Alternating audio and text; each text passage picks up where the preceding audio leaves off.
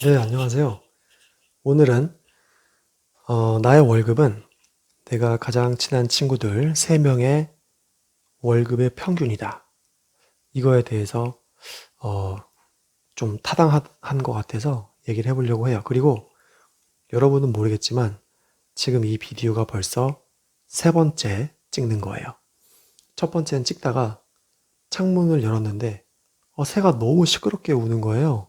새를 좋아하긴 하는데 너무 시끄럽게 울어서 다시 찍었고, 두 번째는 어, 제가 바닥에 물을 흘렸다고 어머니께서 부르셔서 나가서 죄송하다고 하고 왔습니다. 그 얘기 중에 보면은 제가 받는 월급이 얼마인지를 대충 알려면은 제 가장 친한 친구 3명의 월급을 평균 내면 그게 네 월급이다, 뭐 이런 얘기가 있어요. 한간에 떠도는 얘기인데 꽤 타당한 것 같아요.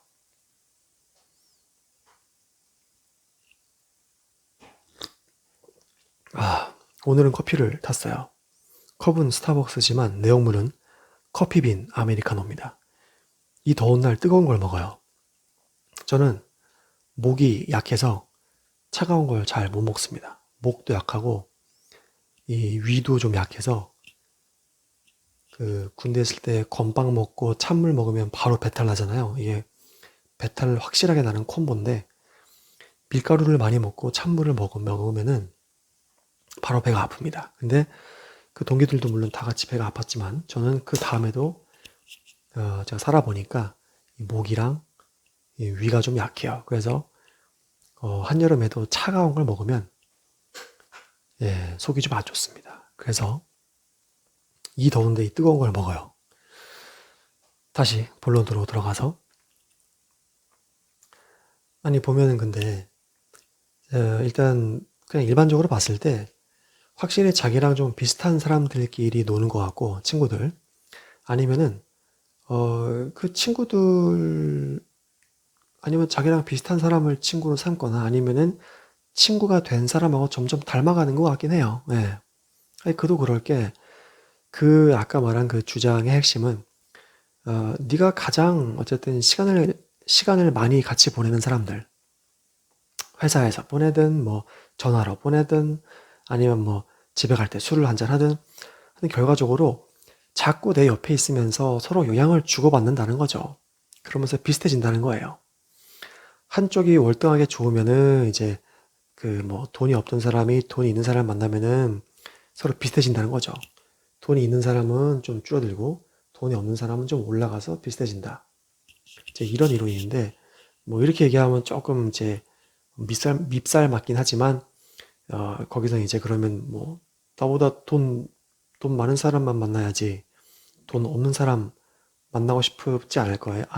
그렇게 원하지 않을 거 아니에요. 근데 전 그렇게까지 생각하는 건 아니고, 이제 회사를 다닐 때 얘기인데, 제가 일을 할 때 제 주위에 여러 명의 사람이 있었죠. 근데 그때 어, 제가 이제 부동산에 관심을 확 가지게 된 계기가 있었어요. 아무래도 이제 결혼을 하고 이제 부산에서 일하다가 서울로 발령받아서 서울로 와서 일을 했는데, 그때 저희 팀장님도 부동산 부자셨고 저희 팀에 있는 차장님도 부동산 부자셨고 대리님도 이제 부동산에 관심이 많았어요. 그리고 또 다른 여자 대리님은 주식에 관심이 많았어요. 이런 식으로 뭐 당연히 자기 할 일은 잘 하죠. 잘 하면서 그런, 그때가 제가 2008년에 들어갔으니까 하나, 둘, 셋, 한 2011년도쯤 됐을 것 같아요.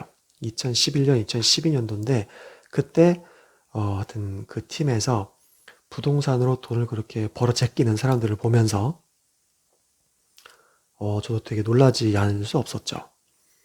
그때 이제 와이프가 그 부동산에 대한 책을 하나 가져왔어요. 그 성선화 기자님이 쓰셨던 빌딩 부자들이란 책이었는데 그 책을 보고서 정말 충격을 받았죠. 예.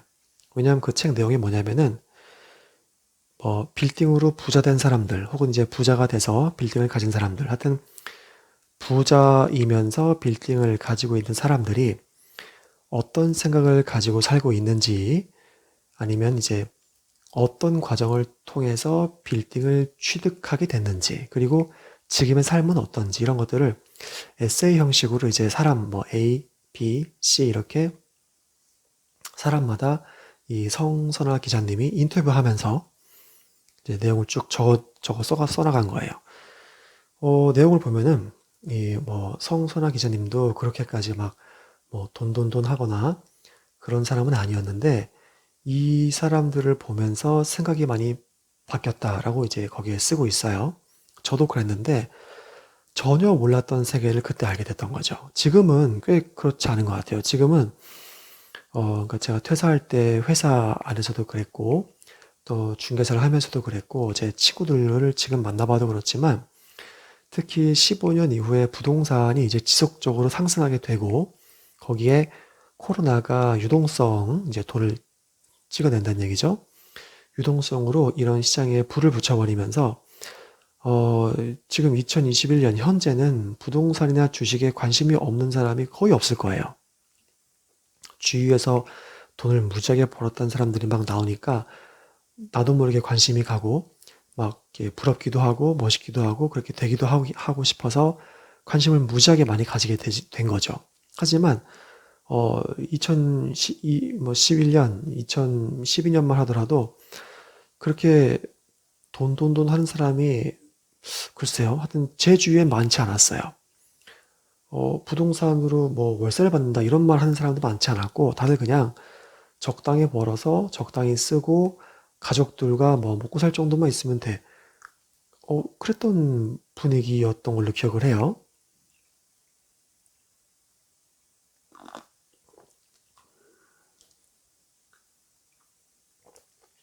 뭐 겨우 10년 전인데 그렇게 차이 나겠냐 하시는 분도 있겠지만은, 하여튼 최근처럼 그 뭐 20대, 뭐 10대까지도 막 다 건물주 얘기를 하고 뭐 월세 받겠다 뭐 이러지 않았던 걸로 기억을 한단 말이죠. 자, 근데 그렇다면 중요한 점이 있어요. 봐봐요. 제가 그 전까지는 왜 그런 돈을 버는 어떤 방법에 대해서 알지도 못하고 관심도 없고 그냥 걱정만 하고 있었을까요? 그거는 제 주위에 부자가 없어서 그랬던 것 같아요. 부자라고 해서 뭐 다 좋다, 부자는 돈이 얼마나 있어서 부자냐, 이런 거를 다 차치하고 그냥 제가 가진 걱정을 어떤 해결한 그런 롤 모델들이 주위에 없었기 때문에, 그 2011년 전까지는 제가 계속 이렇게 경제적인 부분에서 대체 어떤 태도를 지녀야 되는 건가, 이런 생활에 대한 걱정, 경제적 풍요로움을 쫓는 거에 대한 고민 같은 거를 어떻게 좀 풀 수 있을까에 대한 그런 걱정을 계속했던 것 같아요. 그리고 어떤 삶의 태도에 대해서도 파이어족이나 이런 게 아직 나오기 전이었기 때문에 주위에서 보고 들은 게 전부였어요. 저희 아버지는 은행을 평생 다니셨고, 저희 어머니는 이제 전업주부셨고, 그 밖에 저희 동네에 있는 제 친구들의 부모님도 다 뭐 전문직이라 하더라도 직장을 나가야 되는 거죠. 그리고 뭐 회사원이셨고, 어머니 분들은 대부분 다 그냥 전업주부셨어요. 그러다 보니까 제가 이제 사회에 나가게 됐을 때 20대 중반에 들었던 생각은, 평생 한 30년, 40년을 회사에서 일을 하면서 월급을 받고 그 월급으로 모아서 집 사고, 차 사고, 가족과 쓰고, 어, 돈이 좀 모자라면은 와이프가 같이 취업을 해서 맞벌이를 하고, 이 정도밖에 생각을 안 했고, 여기서 벗어날 수 있다는 생각은 해본 적이 없어요. 그러다 보니까 제가 회사를 이제 들어가는 순간 알았죠. 이게 장난이 아니게 힘들구나. 그리고 선배들의 상태가 다 메롱이구나. 선배들 만나면 다들 진짜 뭐 애기 때문에 산다, 애기만 안 낳았으면은 뭐 이렇게 후회하는 사람도 있었고, 그리고 회사 그만두면은 돈 나올 구멍이 없는데 어디서 뭐 돈 벌어먹고 살겠냐, 그나마 이나마가 최선이다라고 생각을 하고 죽으나 사나 붙어 있어야 된다 하면서 아무리 괴로운 일을 맡기고 지방으로 막 발령되고 뺑뺑이를 돌려도 그냥 꾹 참고 정년까지 다녀야 된다는 이제 그런 태도. 이런 태도가 제가 알고 있던 전부였어요. 그러다 보니까 제가 부산에서 일을 하면서 딱 힘들다 느꼈을 때, 아, 이거 진짜 내가 평생 이걸 해야 된다라고 생각했을 때 정말 괴롭게 짝이 없었죠. 왜냐하면 아니, 대기업인데 여기보다 좋은 데가 없잖아요. 제가 들어갔던 회사가 그 업계에서는 1, 2위를 다투는 회사였어요. 거의 2위였는데 지금은 1위가 됐어요. 주식도 엄청 오르고. 근데 전 주식 안 샀고요. 근데 그러다 보니까 그 회사에서 일하는 게 마음에 안 들 때 여기보다 더 좋은 데가 있으면 글로 가면 되는데 여기가 업계 1, 2위를 다투는 데인데 게다가 업계 1위에서 우리 회사로 많이 이직을 했거든요. 그 사람 얘기들 들어보면은 업계 1위는 더 힘들대요. 완전 군대네 군대. 그러면 제가 할 수 있는 선택지가 뭐가 있어요?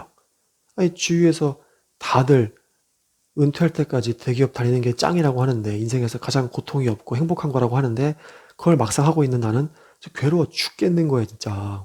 출근하기 싫고 주말에도 계속 평일 걱정하고 있고 막 스트레스로 막 배가 아프고 막 어깨가 결리고 막 가슴이 옥죄어오고 막 이런 거를 매일매일 하고 있는데 이걸 앞으로 이제 40년 해야 된다는 거죠. 그러니까 답답해요, 안 답답해요?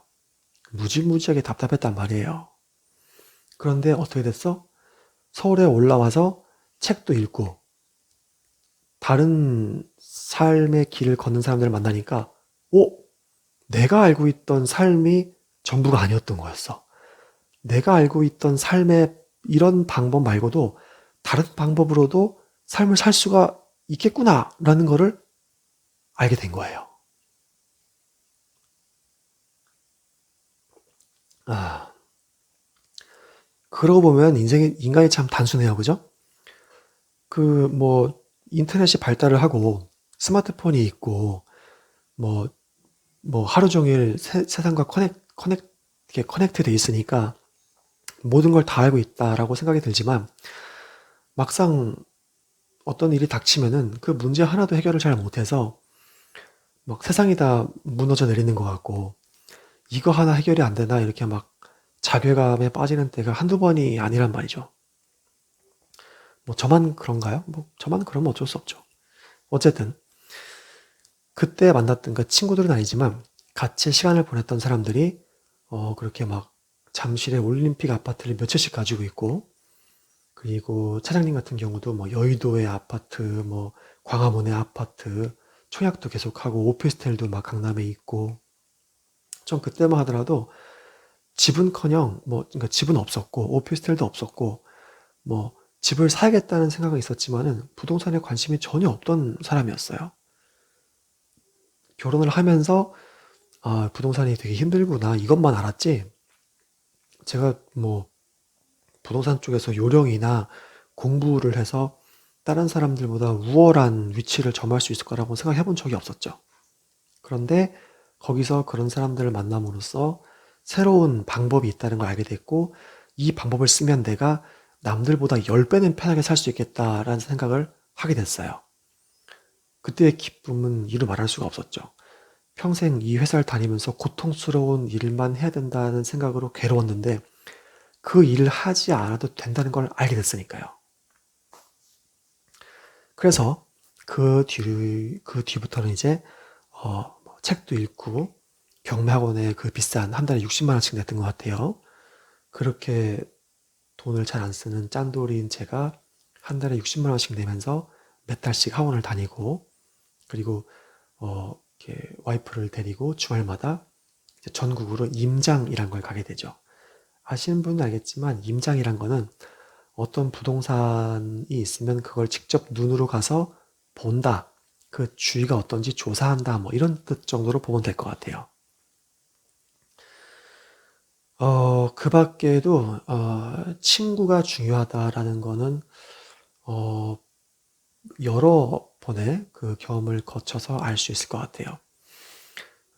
요번 중개사를 할 때 친구는 아니었지만 같이 있는 분들은 정말 착했어요. 정말 착했고 이 정말 양아치가 판을 치는 이 중개업계에서 보기 드문 착한 사람이다라고 생각을 할 수 있었어요. 하지만 제가 이제 공동 중개를 해야 되고 이제 다른 중개사들과 이제 제가 물건을 가지고 있으면은 그쪽 중개사가 손님을 데려오거나 이런 식으로 해야 되는데 이 중개 업계 자체가 네, 뭐 아시는 분은 아시겠지만 뭐 대기업이 진출한 것도 아니고 그러다 보니까 사실은 이제 진흙탕 싸움도 많고요. 예, 수준 높은 어떤 서비스를 기대하기 힘들어요. 저는 서비스를 제공하는 사람이었지만 막상 제가 서비스를 제공을 하려고 하면은 그러니까 서비스를 제공하기 위해서는 관련된 사람이 여러 명이 있어요. 이해관계자들이. 이 이해관계자들의 그 어떤 수준이라거나 이제 상대방을 대하는 어떤 자세가 사실은 굉장히 기대 이하인 경우가 많습니다. 예. 저 혼자 잘한다고 되는 게 아니더라고요. 물론 제가 잘났다 이런 얘기 하는 게 아닙니다. 저는 저대로 최선을 다했는데 다른 사람들이 저에게 보여주는 어떤 그 서비스나 반응이 어쨌든 제가 참고 오래 하기에는 참 힘든 수준이었기 때문에 그만두긴 했어요. 거기서 이제 친구들은 아니지만 제가 가장 많이 시간을 보냈던 사람들을 이제 꼽아보자면은 오피스텔 손님들이었어요. 첫 번째는. 근데 여러분 생각을 한번 해보세요. 강남에 평수가 5평에서 한 9평 되는 원룸, 이 오피스텔의 대부분을 구성하고 있는데 한 달 월세가 비싸요. 90만 원, 70만 원 이렇게 하는데 그건 월세만 했을 때고 거기에 관리비, 주차비, 인터넷 사용료 그리고 각종 비용을 더하면 100만 원이 훌쩍 넘습니다. 이런 거를 여러분 내고 싶지 않죠? 저도 못 내겠어요. 저도 대기업 다닐 때라고 해도 저보고 내라 그래도 못 내겠어요. 너무 비싸. 아니 무슨 한 달에 제가 월급이 대기업 다닐 때 한 250만 원 받을 때가 다반사였는데 250만 원 중에서 100만 원 떼고 나면은 150 남잖아요. 그럼 너무 적잖아요. 근데 이 오피스텔 손님들은 어디서 돈이 그렇게 나는지 모르겠는데 그걸 다 그냥 계약을 하시더라고요. 근데 그러다 보니까 사실은 돈을 열심히 모으고 물론 그러시는 분도 계세요.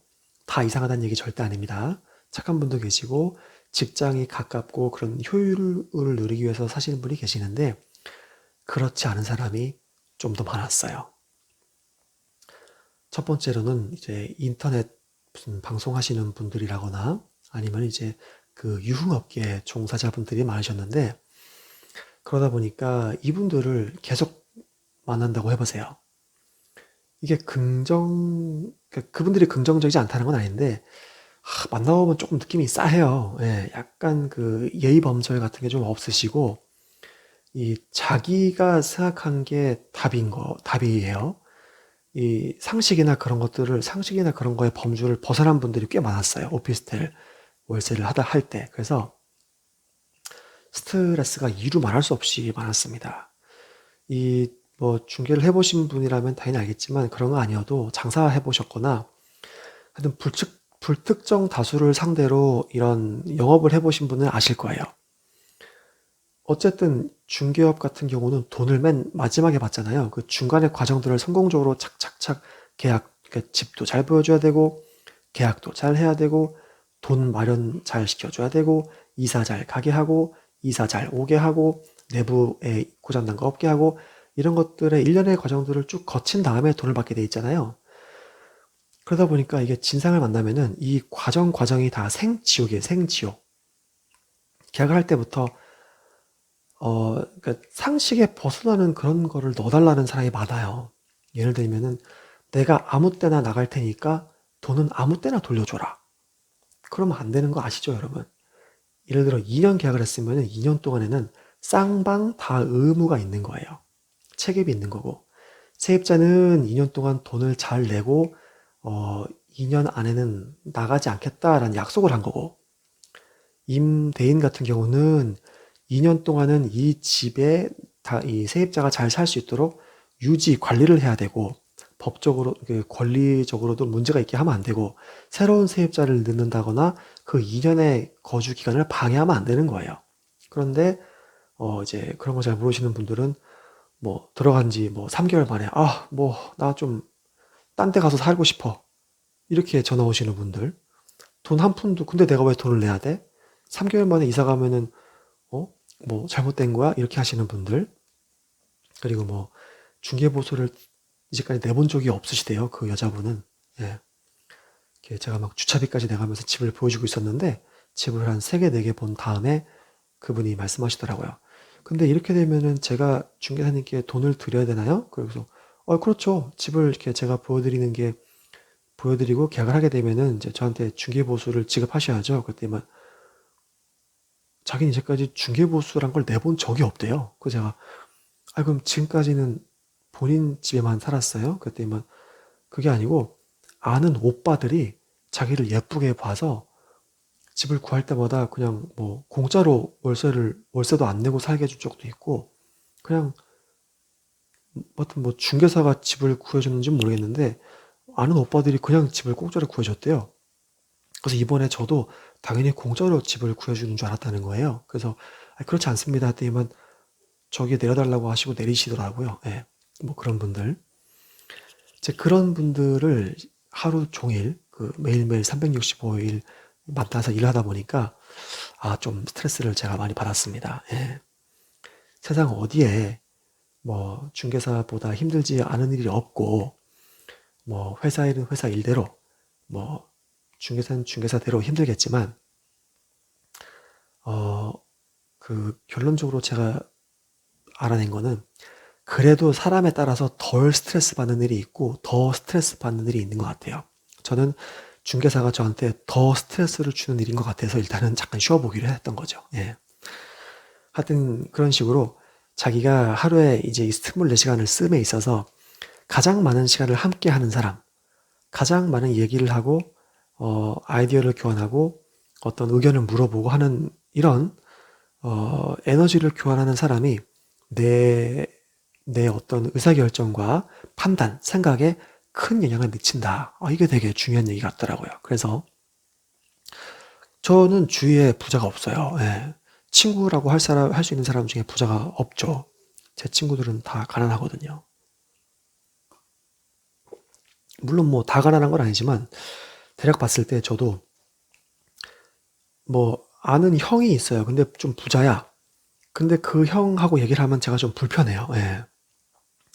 그 형이 뭐 돈 자랑을 하는 것도 아닌데, 하여튼 하는 얘기가, 하여튼 저 잘 되라고 하는 얘기겠지만 계속 너 이거 해봐라 저거 해봐라 이렇게 자꾸 푸시하니까 만나면 이게 좀 부담스럽더라고요.